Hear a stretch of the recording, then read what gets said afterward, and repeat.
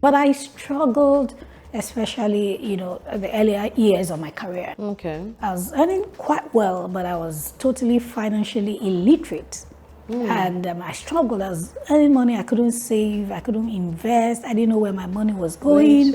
And I took a lot of very, silly decisions. I took some decisions that costed me not just money, but time and all of that. How did you start? How did you even bear the idea even way back in school? Religion, say you're a leader of Tomorrow, But then now look at those people. They told us that when we were in there. We were 10, 20, 30, 40, and they're still there. So yes, I had a lot of energy and I wanted to do things a certain way and I was rude here and I was doing that. Eventually, I was fired. Were you able to use any of your knowledge in promoting your business? It's so complicated because I'm such a multifaceted person. I mean, we started in England. Good Hair started in England. We eventually had to open something in Nigeria. All hair is processed. You cannot take hair from a donor and put it into your head. Once you're a public figure, you become a target. Look at all the companies we started. We have board members from Nigeria, but also from around the world because we want to build world-class companies that outlive us. Welcome to Omon's Couch, an entrepreneurship and career talk show where we help young entrepreneurs and professionals reach their full potential. My name is Omon, your darling host, and I'll be bringing you amazing guests who have seen it all to educate and inspire you with their stories. Our guest today is a seasoned financial coach and chartered accountant with more than 20 years of experience. Her desire to empower individuals and businesses led her to establish Smart Stewards Financial Advisory Limited, Smart Stewards Advisory LCC in the United States. She's none other than Mrs. Sola Adesakin. Let's welcome her to Omon's Couch. Sola, I'm so happy to have you here today, and you're such a remarkable woman. The lady I see as a financial guru in Nigeria and even globally. Welcome to Omon's Couch. You look lovely, by the way. Thank you. So how have you been? I have been in a great place. Guess if you know how long it took me to get her to sit on this couch. Oh my God, she is everywhere around the world. I want people to pay attention. Right now, in the economy, we're having a lot of issues with the inflation, with price of things, the issues with dollar rates and devaluation of the naira. This is the time to pay attention to the financial guru. She's not just a financial coach, she's an author, she's a Forbes Council coach, she's also a coach to and a mentor to many people, she's an influencer, she's so many things, all packed in one bundle. And I can't wait to explore and understand and even learn from her how to make more money. For those who are already making some money, let us learn how we can make money. Join me as we interview the formidable force called Sola. You're welcome to Omon's Couch. Thank you. I'm glad to be here, and I'm glad that this is finally happening. Yes. So we're going to just have a beautiful discussion. Just teach us and let us learn from you everything we need to know about finances. So my first question will be, how did you start this journey? How did you move from where you started to where you are currently as a financial guru, advising several people, companies, individuals all around the world to manage their finance? Thank you. So a bit of background story. I'm a chartered accountant with about 23 years of hands-on experience. So I started my career as a chartered accountant. And were you practicing as a chartered accountant? I practiced as a chartered accountant. And I would usually tell people that I am a chartered accountant in 3 continents. Yes, because I'm a fellow of ICANN in Nigeria, ACC in the UK, and then I have CPA from in the US. Canada, actually. Oh, Canada. Okay. I'm saying that to let you know how I started my story. Yes. With all of those qualifications that I just reeled out, you would have thought that, as a chartered accountant, my finances would be like, top notch and all of that. But I struggled, especially, the earlier years of my career. Okay. I was earning quite well, but I was totally financially illiterate. And I struggled. I was earning money. I couldn't save. I couldn't invest. I didn't know where my money was going. And I took a lot of very, silly decisions. I took some decisions that costed me not just money, but time and all of that. And when I bounced back, I figured that it was necessary. How many years was this? Maybe about 3 years, but 2 to 3 years of having no money, having no savings, having come from a place where you were earning about $500,000 18 years ago. 3 years, 3 years could be like $500,000 was a lot. That's like almost equivalent to 5 million. Yes. Yeah. So, having come from that background, 2 or 3 years of having a very how do I put it, slow personal financial economy could mean like a lifetime. Yes. So I took some really, decisions that I wasn't proud of back then. But then when I bounced back, I made up my mind that I was going to start to teach personal finance so I could help people shorten their learning curve. And that was how I started, to teach and teach. So because of your personal experience, you just delved into it. Yes, I realized that I was able to pinpoint why I went from earning money to being broke. Okay. And then I was like, no, I sort of developed a passion for teaching financial literacy. Okay. And I think it's safe to say here at this point in time that going to school, having qualifications, being educated does not confer financial literacy on you. Exactly. That's a lot of mistake. That's one mistake I see a lot of people make. You think because you have MBA, you have PhD, you automatically should know how to manage your finances. You have so they're broke MBAs, broke chartered accountants like I was back then. So that was how I started. I started to teach personal finance. I gathered women together. And from there, it metamorphosed into a full-fledged organization. So that would be my next question. How did you pivot to start on the business called the Smart Stewards Advisory, both in Nigeria and also the LCC for the United States? I love the question because, part of my ignorance when I was earning well and I was working in the corporate world, which is not a bad thing, was what I would usually see it wasn't a faulty belief system, but for me, I think it sort of limited me. I would say that I wasn't cut out for business. And I know a lot of people still in those days. I'm like, no, I have a knack for figures. I have a knack for accounting. 5 to 9, we're fine here. So I sort of zeroed out anything that looked like business. But one of the things I did was to resign from a high-paying job back then, and I was going to travel and just, because I just figured that my qualifications were adequate to land me another job or whatever. Anyway, how did I pivot? I found the passion for teaching financial literacy. Like, why not? So I started to teach as a hobby, and then all of a sudden, the invitations started to come. Could you speak to us on personal finance, colleges, churches, make money. Corporate organizations, and that was how I started. So I actually ran my passion for like 2 or 3 years before it became a full business. Company. Yes, and then it's been 10 years since then. Yeah, so pivoting was me removing that limiting belief that I couldn't do business. But again, I tell people, Smart Stewards is not even about the income alone. For me, it started as a thing of influence and impact. And then you see where there's influence and impact, when you meet people's needs, the income will catch up.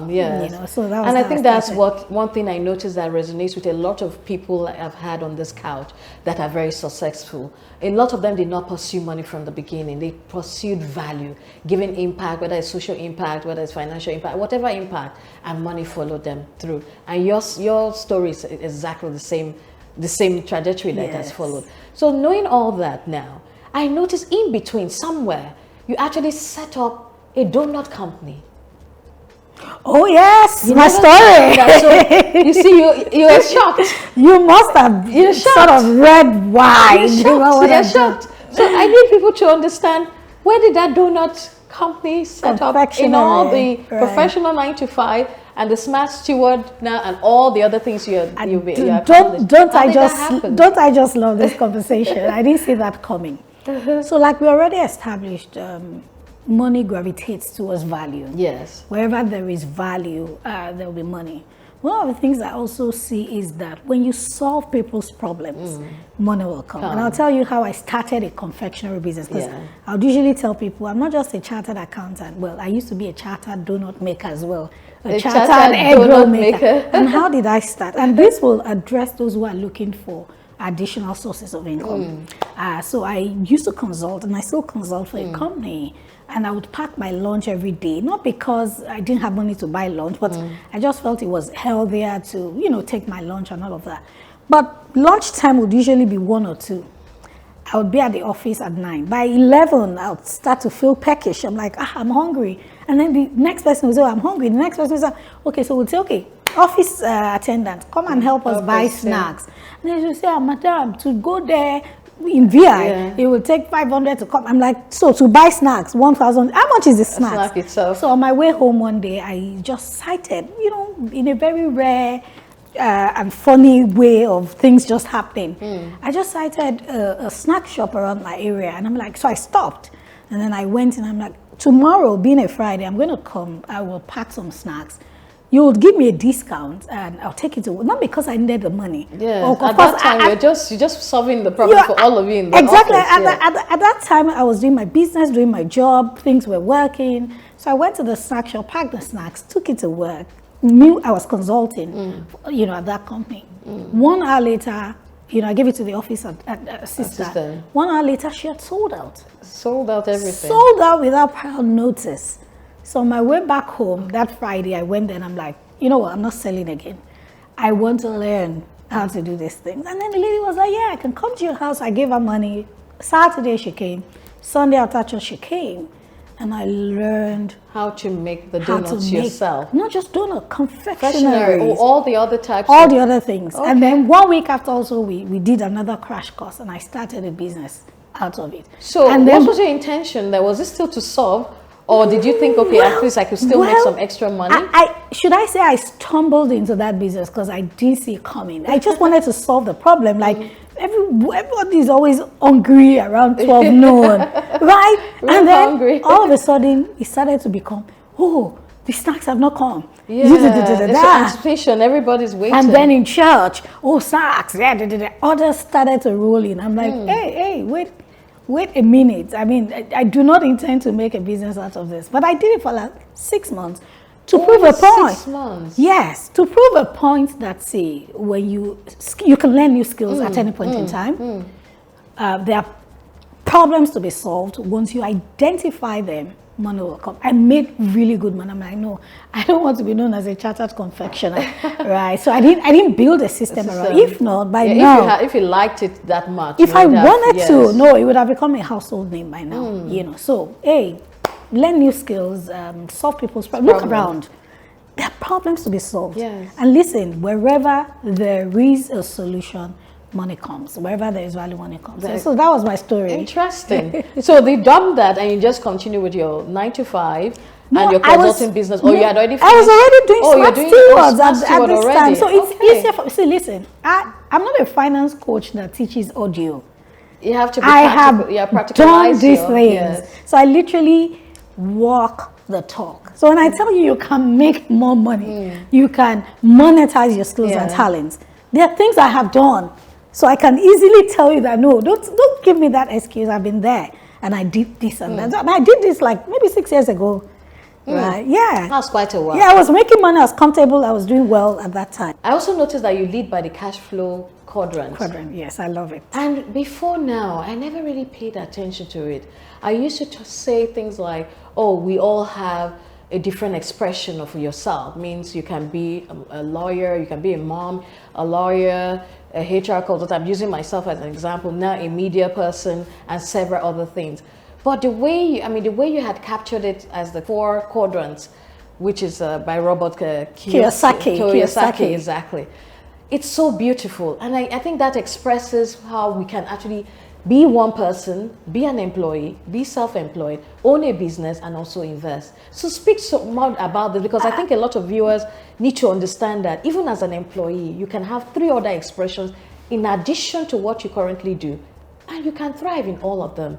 without any issue, especially in Nigeria economy as of today? I love it. So earlier on, we're talking about impact and influence, but let's not undermine the place of income.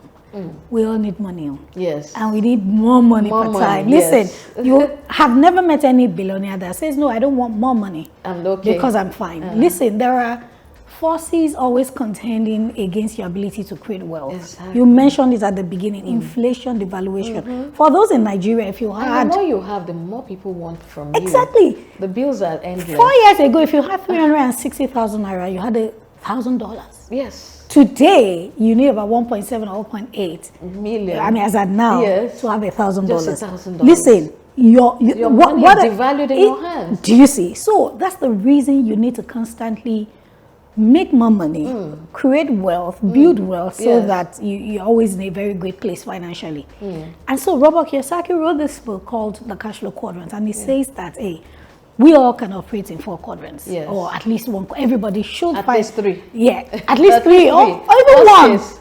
You know, at the very basic level. Okay, 1 is just because the employee, listen, if you are not an employee, how are you surviving? Exactly. You know, so as an employee, you exchange your time for money. You're getting a salary, which is okay. You're just getting by. Then he says that as a self-employed, you are monetizing your talent. Skills, exactly. But so that's people like maybe digital marketing, online, doing some stuff. Not just that.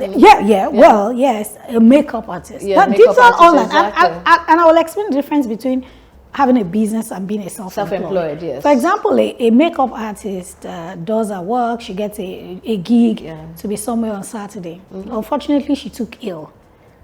If she's not there, that money cannot be made. So that's you self-employed. Yeah. Self-employed, you still exchanging your time for money. The only thing is that yes, you have a bit of control. But as a business owner, you're leveraging other people's skills and time and talent. So if you're not there, you have somebody either by partnership who can do or your that, employees. or your employees. So business ownership is not necessarily about having a brick and mortar structure. It's about leveraging other people's time, resources, talents, and whatnot. And that's why you see a Dangote owning a pasta factory. Is he always at the pasta factory? And he's in all 15 countries in Africa. You get that's business. And then investment is the final one where you make your money work for you. Now the good thing is that everybody can operate in all of these 4 quadrants per time. For investments, you know, you think like, oh, I have little money, I don't have a lot of money. I tell people if you have 5,000 naira to invest, you have the right to be called an investor. Yes. With the person who has 100 billion. Yeah. And you came up with a simple formula. Right. How to do that. You know, so those 4 quadrants, fantastic. Look at it and see how you can just... I tell people that a lot of people don't have spending problems. You just need more money. So fit yourself into those 4 quadrants. Continue to see how you can learn new skills. Work.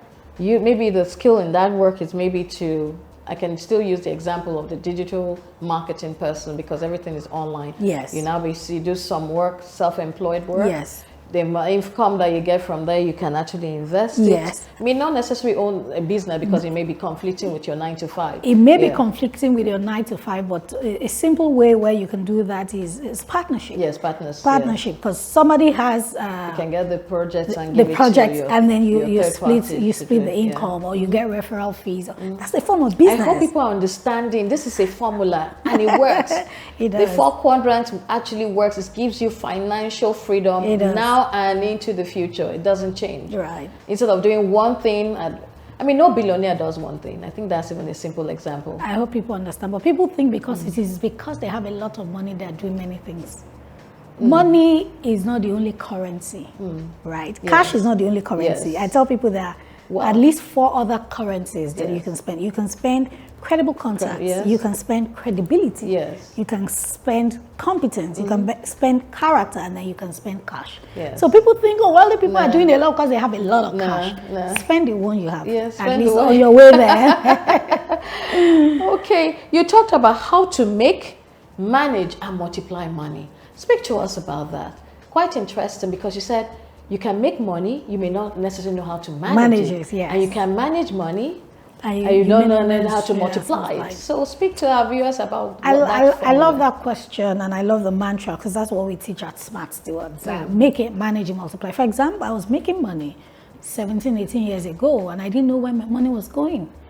5 days after salaries A lot were of paid, entrepreneurs followed that trajectory too. I was broke. I mean, I put up a post on Instagram today that I said, don't be like me when I would save my money and then 5 days after I would go and touch all the savings. So making money for a lot of people is not even the issue. You can immediately deploy your talent, you make money. You can sell a product, you make money. The thing is that making money is just one part of it. One part of it. Yeah. If you do not channel those resources by learning how to manage them, you'll be broke. Yeah. So I tell people it is not what you make that helps you become financially stable. It is how you manage. So managing money is stage 2, where you then can learn how to budget, what goes into what. You learn how to save. You learn how to do a bit of financial planning at the basic level. So I made 500,000 per month. How much am I spending on my necessary expenses? How much am I using to flex? How much am I saving? That there's a budgeting formula for that. So that's managing it. I didn't know how to manage back then. Yeah. So I was making the money and the money was going. And BA is doing sale, we go. Oh, Delta is doing sale, we go. So one of those people who travel a lot. Yes. With regardless, no savings, nothing. Right. If you're enjoying this episode already, I want you to take a moment to please like this video, subscribe to our channel, and leave your aha moments in the comment section below. We would love to engage with you. Okay, let's get back to the show. And then multiplying money, as simple as it is, multiplying money is just making your money work for you. So there are people who know how to manage money, and I'll give you this example. You make 500,000, you make 1 million, you make 2 million. They're very dutiful. On a monthly basis, they can save like 500K, that's it. They just keep their money in the savings account and they collect some 2%. Like, I know how to manage, I know how to budget. Yeah. But until you learn how your money works for you and you actually implement it, right? And there's so many ways to do that, and that's where investments come in. Real estate exactly. To bank, cash and cash equivalent, funds, equities, fixed income, commodities. So I have quite a number of people around me who are so risk averse that they're very comfortable just most people are. I can tell you I'm one of those people. But then you I still do some investment, but right. yes, low risk investment. Yes, very low risk. No, there are people who put their money in banks. Where I can actually, I think my formula is where my capital is certain. Right. Even if I lose interest capital or whatever, preservation, my capital preservation is guaranteed. Right. Those are the kind of investments. So investment is a different topic entirely that if we start now we won't even finish. And some people are serious gurus in that field, whereby they are doing a lot of gymnastics with forex. They're doing a lot with the bonds and all. Forex will get you into trouble sometimes. And even cryptocurrency. Well, people make a lot of money from it, but the thing is about investments. Now that we're talking about it, I tell people it's personal finance, so it's largely personal. Your decisions,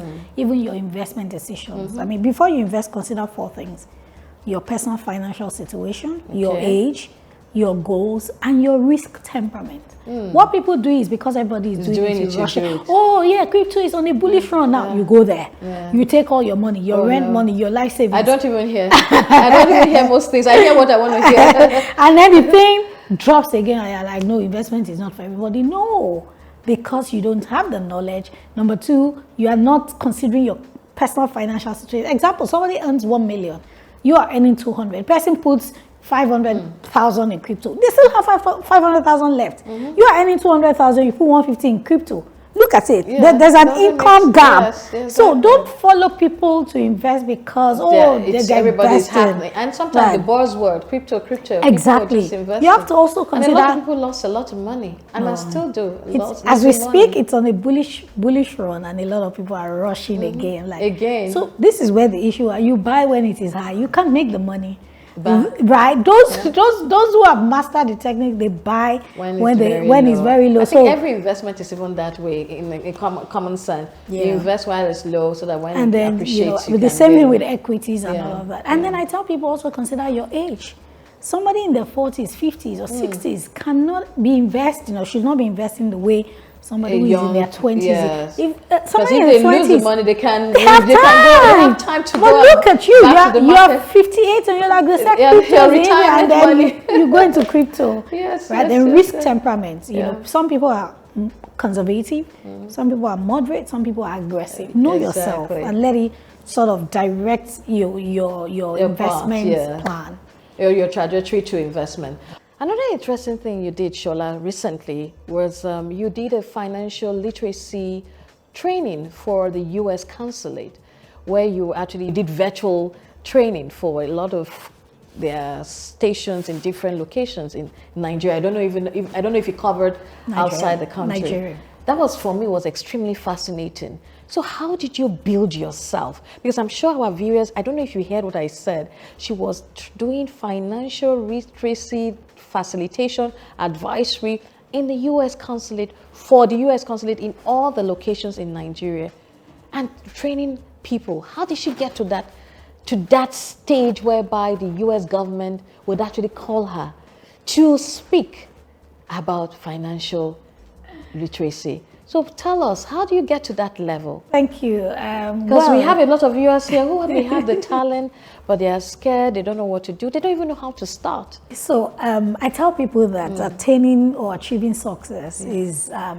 a marathon. Yes. It's like a marathon, run a marathon, not a Exactly. sprint. I didn't get here all of a sudden. Overnight, yes. It's taken, don't forget, 23 decades. years 2 decades and more. of being a professional, and then 10 years, almost 10 years of being a speaker, a coach, and whatnot. Yes. So I tell people, just keep showing up. Yeah.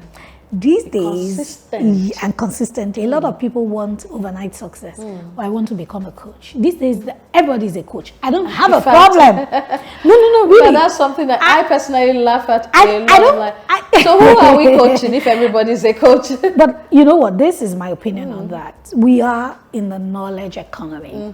There will always Currency, everybody wants to create value. value. So everybody wants to create value, and there are always people who need To the hear. value, need to learn. These days you see hair coaches, you see dental coaches, you see boys coaches, you see girls coaches. My dear. Yes, There's a coaches lot of for, I mean, I've got 3 boys. There's somebody who coaches parents of boys only, who have boys only. For those You know? with children. So, I mean, why did I say this? For me, in the coaching industry, speaking industry, it has taken a while. And I didn't also rely on the knowledge I had back then. I keep investing in myself.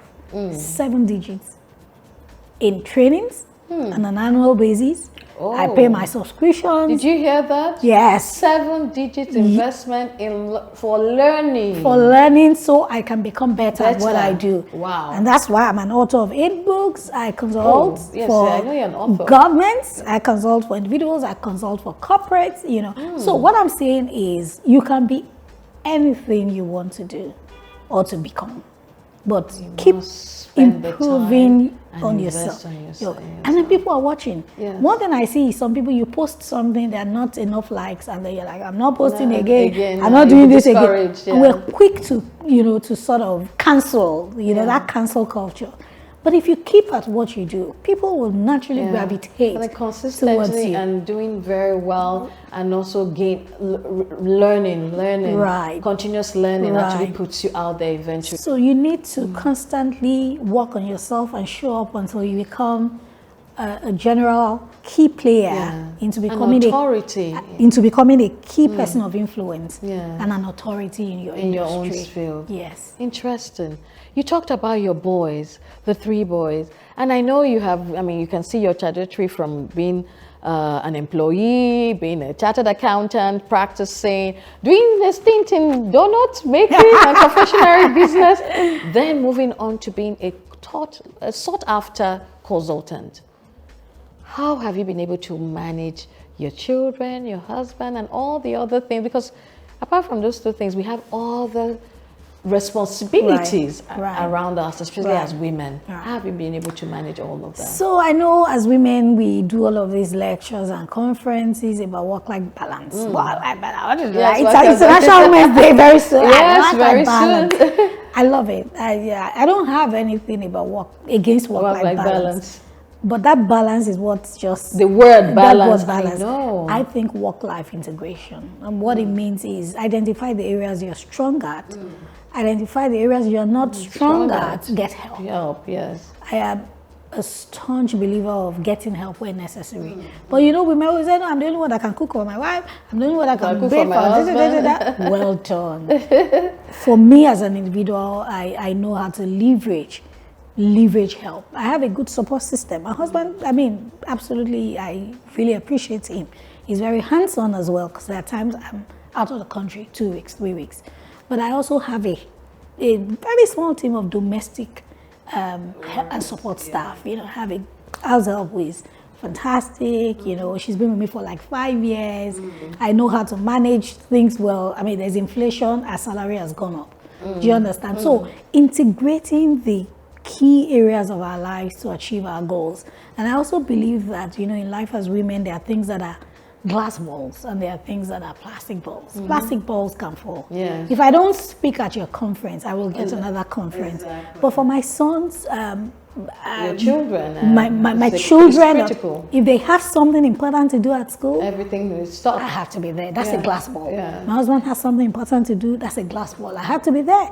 So it's the ability to integrate the different areas of our lives. For me, I know some other women have different opinions, but hey, I think you're right. that I works think that's for me. how all of us have been able to cope. And especially, and something you've said, most of the ladies who have sat on this couch, it all resonates with most of them who are very successful. They always have a very good support system, and it starts with their spouses. So once that spouse area is shaky, you find out that a lot of women can't really cope. And it's not necessarily their fault, but it just happens. So somehow, I think we women also have to find a way to even manage our husbands properly, so they can actually be very good supporters. You know, you have to manage them to be supportive. Absolutely. If you don't manage them well, they can actually play dual roles. Oh, yes. They can be very offensive, they can be very supportive. I agree. Managing them is the best thing, and of course, ultimately loving them gives Of course, you that communication, yes. understanding your spouse, their temperament. I know the things that make my husband. Like there are some certain activities that when I show up, my credit, I'm depositing in my credit, in my family credit account. Yes. So I try to do those things so that when I need to make withdrawals, like, yeah, It's you're okay, fine, you it's can fine. go. It's okay, I So we know. need to understand our various spouses various and their spouses. temperaments. Correct. So now, just on a slight, light mode, you have a peculiar thing with the leap year. Every leap year, you celebrate the leap year differently. Yes. And I said on a lighter note, I just wanted to understand why does Sola celebrate the leap year in a different way, which of course leap year everybody understands is every 4 years. And I think we actually did one this year, and so the next leap year is in 4 years' time. Yes. So why do you celebrate the leap year in such a special way? Well, I mean, I know I put out a post on Instagram, but I'm a firm believer in making the most of time. Right?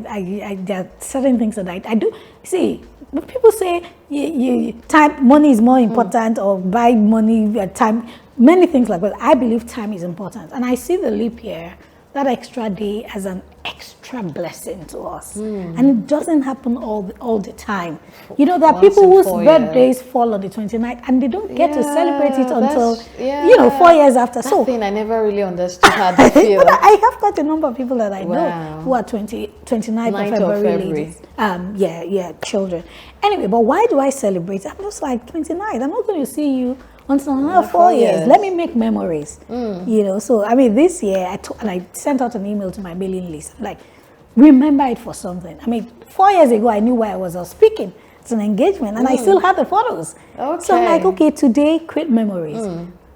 Write an email to yourself on Gmail. Gmail you can schedule, and then let it deliver on the leap year of the next. Everybody, So I wrote an email to myself saying, really nice things and the things I would have loved to achieve. So it will come to me on the 29th of February 2028. I loved it, yes. That's amazing. And then you timed the mail? Yeah, scheduled it on Gmail. On Gmail, you can send out emails and it delivers on a certain day. So I did that. So I'm just thinking about that. That would be very exciting to know. Honestly. And by God's grace, we'll all be here by God's grace. And good to go. By God's grace. So I just love to do something special every leap year. Not because I'm celebrating anything, but it's just a special day that we don't get to see all the time. Every time. Okay. Then very interesting. On the 17th of July 2023, you had the opportunity to speak at the Blair Foundation's 100 Women campaign at Sion House, London. And you celebrated a remarkable success of 100,000 women campaign. Can you speak to us about that? I felt that was beautiful. And of course, you had a picture with Tony Blair and all the dignitaries at that event. How did you get to that point? This is global influence. This is global stage. And I guess you were even speaking at that event. Right. And that takes me to another question, a dual question. The TedX speech that you did some years back. Right. So speak to us about this. Oh, I love it. I mean, in my career journey, I've had the opportunity to speak at a few important, very important stages. But I tell people opportunity and preparation key. Opportunity meets and preparation. Or preparation meets opportunity. Either way, anyway. both of them. Yes. I mean, preparation precedes opportunity, and when the opportunity shows up, if I'm prepared, good to how go. did I get to speak at Cherie Blair Foundation's event? 4 years before then, I just seen something about Cherie Blair Foundation. I just liked the name, first of all. Cherie Blair. I'm like, hey, you just saw something. I just love that name. I think it was a call for people to join their mentoring or whatever.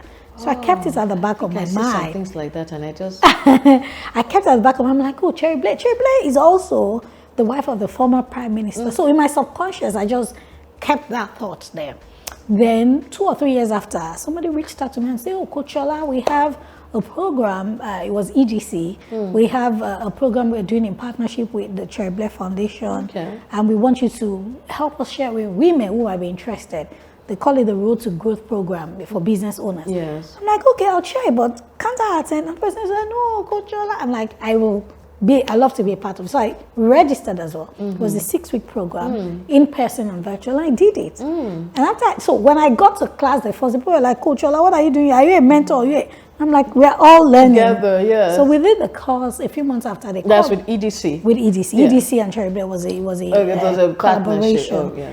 And then 6 months after I got an email to say, oh, they were looking for 6 African businesses to showcase, 2 from Nigeria, 2 from Kenya. Would I be interested? I'm like, well, why not? And I was in the US, so they did a video call. I went through it. They came to my office, did a documentary and all of that. Then last year, I went to the UK because we hold our conferences, UK, and we're moving to Canada and the US. Which conference are you referring to? The Smart Stewards Annual Conference. Okay. We do it in Nigeria, but you did one last year. Yeah, so we're going to do the UK conference, and I went. So I emailed the Cherie Blair office and said, I'm in town, I'm inviting you to join our conference. And then they replied to say, no, we won't be there. But how about coming to our office? Wow. So 2 days after the conference, I went to their office. I didn't know Cherie Blair was going to be there herself that day. Wow. So as soon as I stepped in, she came up and said, Sola, I've heard so much about you. So we went into the office, conference room, had a beautiful time. Beautiful. And then she said, you know what, we have a program next month and would love you to speak at the program. And that was it. Wow. And then did you hear this story? This is a story of intentionality, story of grace. In fact, let me start from there. Story of grace, intentionality, and you are mindful of the information. Right. You didn't discard it even from the beginning when you saw it. No, I didn't. And grace, because grace would also give you an opportunity for you to be able to succeed. Right. Intentionality, grace, connection. Right. And you were networking. Right. You were courageous to ask. You asked. Right. Because you asked. And also, I mean, how could you even have thought that because you're in the UK, let me just write them? What's the worst that can happen? They won't answer. They will say no. And they even said no. But can you come? Who would not even want to come? That's even better than them coming to their own space. I know, right? That's fantastic. I took photos. And then on the main event, when I came back home to Nigeria and then traveled back, then on the event day, I got to the hall and I saw my photos everywhere. Wow. What? So because I'd gone through that program, they were showcasing people who had. Wow. And then I'm sure you'll be like on top of the world. Yes. That kind of feeling. And then they said, oh, Yeah, they didn't want to tell us for security reasons, but that Tony Blair was going to be at that event. Like, what? And then Tony Blair came. After my speech, he actually tapped me on my back and said, that was a great speech. I loved it. Well done. Well done. Well done. Please, you have made us extremely proud. Super proud. Super proud. Thank you. This is, I mean, your story is very beautiful in so many ways. You don't have any airs of any sort. Thank you. You're as simple and as sweet as can possibly be. And it's very few people who have that. And I'm not saying it just to make your head swell. I've been following you, I've been checking you out. There's this calmness that you carry and this grace that you carry. Thank you. And it's very beautiful. And of course, super intelligence in the financial field. Thank you. And I think, Piers, well done, well done. I know I'm just making this quick, but we're not yet done. I need to go into the other questions, but well done, well done. I'm really, really amazed with what you have been able to achieve. And I can assure you that I'm sure this is just the beginning. Because the world is opening and is opening really, really fast. Thank you. So now, what does Sola have to advise us now? I mean, this is finance. You are the financial guru. You are advising everybody in the world. My viewers and myself want to hear the real coconuts. I'm not speaking grammar again. Tell us, how can we survive in the economy now? Tell those who are just earning just 50K. I need a solution from you. Just give us, just briefly, an advice. People who are earning just like 50K, how can they survive in this economy? Those who are earning my 100, 200, you can take it up the way you want to do it, but we want to hear from you. How can we survive? Join us on Omon's Couch, where inspiration meets action. If you are a remarkable entrepreneur or a career giant with a unique story to share, we want to hear from you. Become our guest on Omon's Couch and empower others with your journey, experiences, and valuable insights. Use the link provided in the description below to apply for yourself or nominate someone who deserves to be on this show. Let's inspire together. Listen, guys, unfortunately, there are a a lot of things we don't have control over. So I tell people everybody operates under 3 economies: personal economy, national economy, global economy. Global economy is what is happening around the world. National economy is what is happening. I know that people, I mean, that you would have viewers from all around the world, you know. So your national economy is the economy of the country you are resident in, and then your personal economy is what you do with what you make and how you spend what you make. So out of 3 economies, you don't have control over 2 economies because you don't know, you don't have control over what the government is doing. Macroeconomic policies are being reeled out, but before we even see the impact, it will take a while. So the only one that you have a bit of control over is your personal economy. So you have to take it more seriously. You are earning 50K. 50K cannot significantly do much for you, but be grateful first of all. Yes. I tell people that more often than not, we should look at how we can expand. Look at the example that I gave about how I started a confectionery business. Exactly. It was me. There was nothing like shame. Yeah. She's a consultant, but she's bringing donuts. Do you understand? And they understand that it doesn't matter because she wanted extra income. That will bring, and it brought extra income. It did bring extra income. And you said it was even great. You started making a lot of money. I made money until I decided, no, I don't want to be if I wanted, I could have continued that business by leveraging other people's, time. Yes. But I just didn't want to do it, you know. And but that's a good example these days.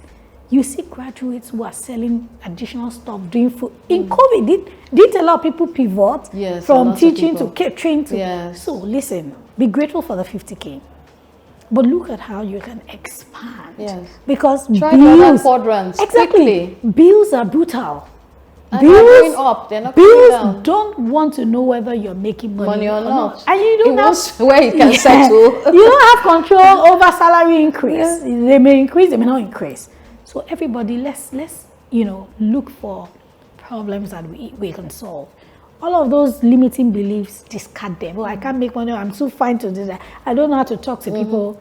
We all need, you know, those additional skills to make more money. Then look into your expenses. I'm not a finance coach that will tell people not to spend money. I love to spend. I enjoy myself. Money to cover expenses. Spend, but spend smartly. These days, even the rich, every one of us, we need to sort of introspect. Take out expenses that are not trivial, necessary. those additions. Some of us in this economy are still doing Ashwebi, which is fine. Rejoice with your friends. But even people doing parties, be compassionate as well. This is not the time to say there's one Ashwebi for 100K or 200K. But it is the person that wants to buy that will buy, Exactly. But you know your purse. Know your purse. Interact with your finances. Know how far you can go. I mean, for some subscriptions, just before I came on this set, a cousin called me from the UK and said, sis, I want to talk with you later. See, I just canceled my gym subscription. I just started laughing. But she realized that our income wasn't covering all of those things. So start from what I call the nice to have, the things that are not necessary. Focus on the need to have. Let's save at least a bit. I know you don't want to hear that bit. But when you save money, money will save you. It's not necessarily about the volume or the amount. It's about just cultivating that habit of saving at least 10%. So that's it. Check your income, see how you can make more, and then, spend smartly so that you're not having leakages with expenses. Okay. Thank you so much. I think the most important thing I've taken from that is actually looking at your expenses. At least that's the quickest thing that you can actually at least help you to have more liquidity in your own hands. Check out the things, and you won't believe it that I actually have done that with myself very, very recently, especially with my international expenses. Because you find out that if your Netflix is foreign, different things, apps and subscriptions in dollars. I went to the back end of so people will say, oh, that you're talking foreign. No. Many of us have the same thing. If you look at even your Microsoft, it's in dollars. If you look at even your apps, they're all in dollars. Zoom. I went to the back end to all my subscription, went to the manage your account and started deactivating all the unnecessary ones. And I was able to save money, good amount of money, because $1 now is so much money. It's not like before. You say, oh, I'm just spending $5 or $10 for this thing. No. Right. It adds up. So and then you can look for ways to also expense pool. For example, business owners, this might come handy. You use Zoom. The other person uses Zoom. Instead of you paying for 500 capacity, why don't you co-share and then use the same? Not use the same account, but each time you have a meeting, you can borrow. But that would have to be like friends or related. No, they're business owners. They're business hubs that provide such shared services. Just look out for. It's just a way to just reduce costs for running your business. I don't like to say reduce, to smartly manage your expenses. Smartly, smart advice. Okay. Can you share any key lessons you have learned about entrepreneurship and business leadership that have contributed to your success? Really, I learn every day. But one of the things that I think has worked for me is to be that leader that is full of empathy. Lead with your heart. Beautiful. How do I put it? Be attentive. Listen to people around you. To people around you, especially people that work with you.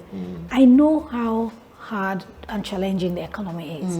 One of my staff members, sent me a message last week and said, Ma, I just need 2 days of casual leave. I need to just take some time off. I feel overwhelmed, not because of the job, but because of many other things, right?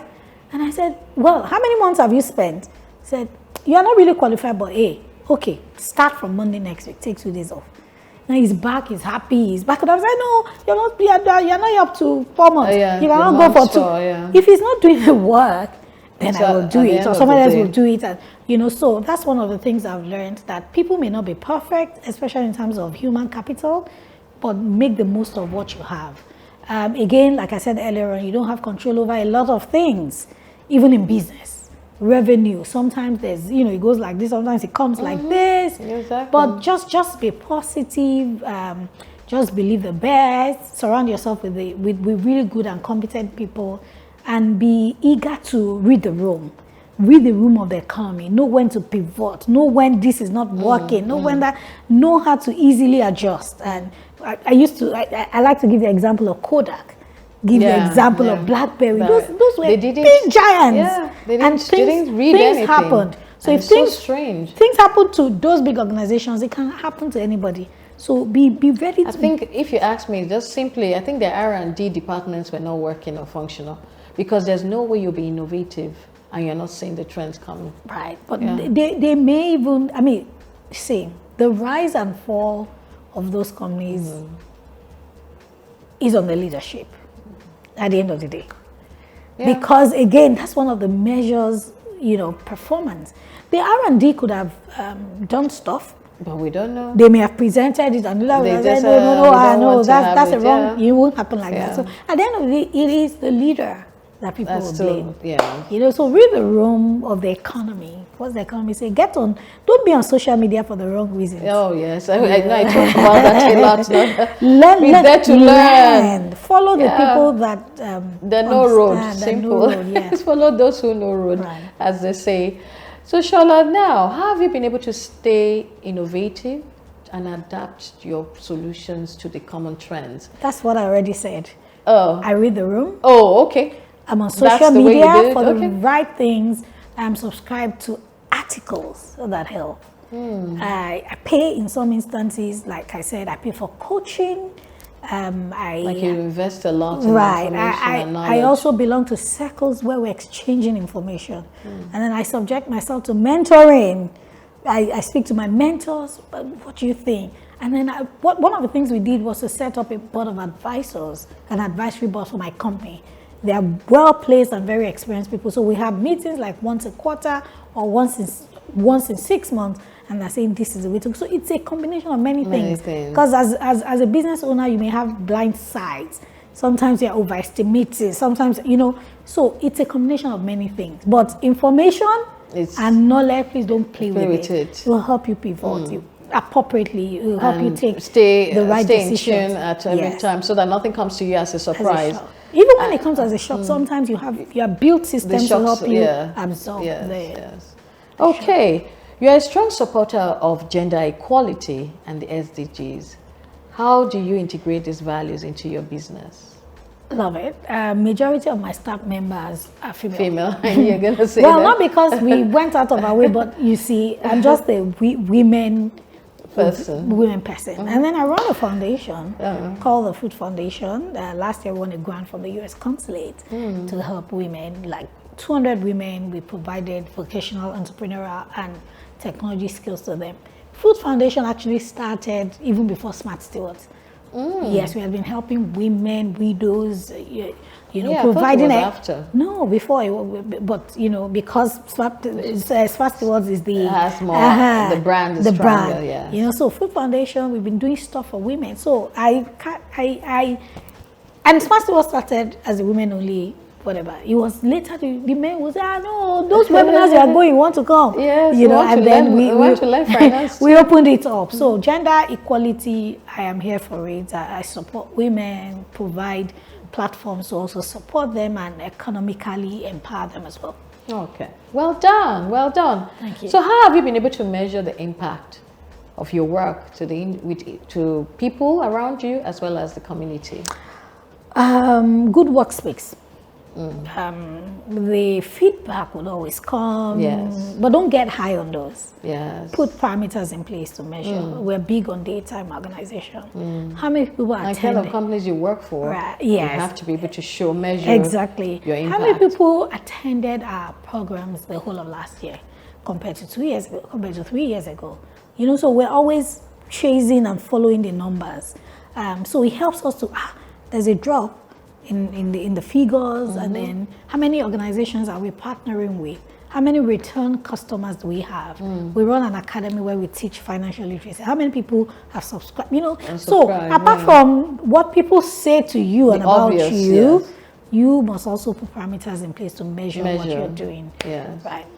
Metrics. So do you have board? Do you currently have a board? We have a board of advisors. An advisory board.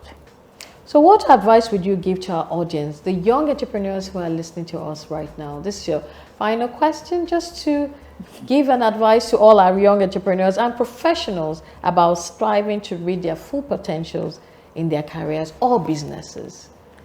What would you advise them? I could say so many things, but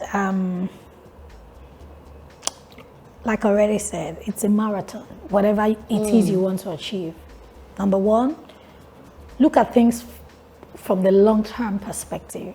You are in the game for the long term. You don't want to come, do stuff, fizzle out, and you're gone. So long-term perspective Should be the end game. End game.